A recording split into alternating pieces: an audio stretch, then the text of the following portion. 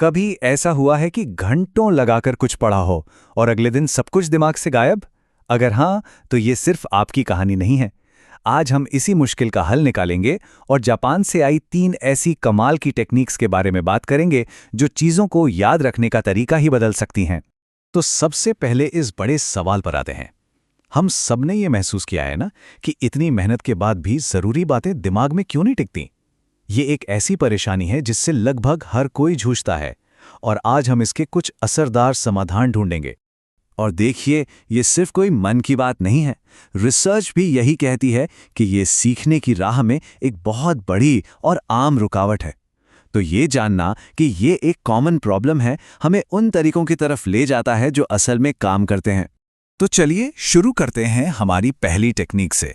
इसका नाम है द स्टेयर स्टेप मेथड या सीढ़ी नुमा विधि, और ये किसी भी मुश्किल टॉपिक को आसान बनाने और सीखने की नींव को मजबूत करने का एक जबरदस्त तरीका है।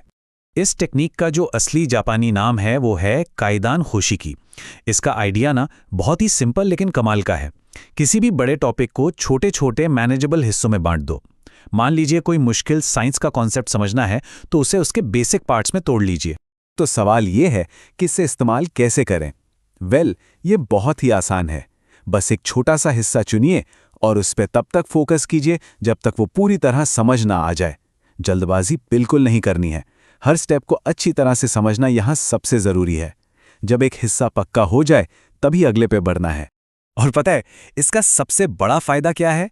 ये सीखने के पूरे प्रोसेस को बहुत कम स्ट्रेसफुल और कहीं ज़्यादा असरदार बना देती है।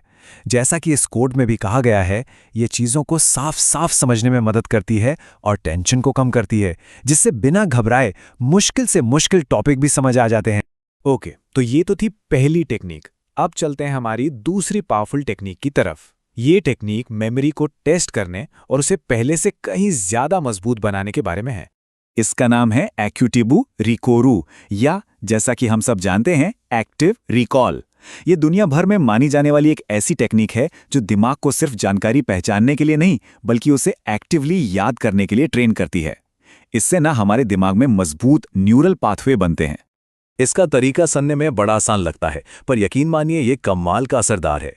कोई भी टॉपिक पढ़िए, फिर किताब बंद कर दीजिए और जो भी याद है उसे लिख लें या बोलने की कोशिश कीजिए। ये छोटा सा काम दिमाग को जानकारी को दोबारा याद करने पर मजबूर करता है, जिससे मेमोरी मजबूत होती है। ये टेक्निक सच में हमारी समझ का असली टेस्ट है। जैसा कि इस कोट में भी बताया गया है, ये याद रखने की हमारी क्षमता को जबरदस्त तरीके से सुधार सकती है। ये सिर्फ रटने के बारे में नहीं है, ये असल में समझने के बारे में है। और अब बारी है हमारी तीसरी और आखिरी टेक्निक की। ये टेक्निक दिमाग की एक नेचुरल पावर का इस्तेमाल करने के बारे में है, और वो है विजुअल, यानी देखी हुई चीजों को प्रोसेस करने की इसकी शानदार क्षमता। इसे कहते हैं शिकाकू का, यानी विजुअलाइजेशन। सोचिए, जब हम किसी जानकारी को एक दिमागी तस्वीर से जोड़ देते हैं तो हम उसे याद रखने के लिए एक नहीं बल्कि कई रास्ते बना रहे होते हैं। जैसे किसी का नाम उसके चेहरे से जोड़ना, ठीक वैसा ही है ये। देखा जाए तो ये टेक्निक एक तरह से दिमाग के काम करने के तरीके को हैक कर लेती है। ये हमारी वर्बल यानी बोलने वाली और विजुअल यानी देखने वाली मेमोरी दोनों को एक साथ काम पर लगाती है, और इससे बनता है एक ऐसा पावरफुल कॉम्बिनेशन जो जानकारी को लंबे समय तक दिमाग में टिकाए रखता है। ये कोट सारी कहानी बयां कर देता है। हमारा दिमाग नेचुरली विजुअल्स की तरफ ज़्यादा खिंचता है, तो अगली बार जब कुछ नया सीख रहे हों तो उसे विजुअलाइज करने की कोशिश कीजिए। कोई माइंड मैप, कोई डायग्राम, या बस दिमाग में एक तस्वीर बना लीजिए। तो चलिए अब इन सभी जबरदस्त टेक्निक्स को एक साथ जोड़कर देखते हैं।